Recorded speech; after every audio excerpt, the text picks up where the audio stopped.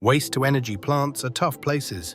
Corrosive gases, fly ash erosion, and inconsistent fuel quality. For maintenance engineers like us, keeping boilers reliable isn't just important, it's critical. That's why field-applied corrosion protection is a game-changer. Weld overlay has been the standard, durable and metallurgically bonded, but it's slow and heat-intensive. We've used it, but it's not always practical during tight outages. Enter high-velocity thermal spray, or HVTS, offering a better solution.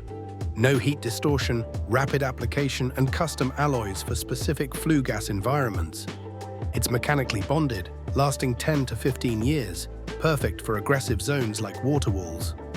A UK biomass plant tested HVTS and in just 6 days coated 168 square meters of boiler surface on time with thorough QA. No emergency outages since, saving up to £120,000 and expecting a 300% ROI in the first year. Bottom line, choosing the right corrosion strategy means fewer failures and more reliable generation, and HVTS is leading the way.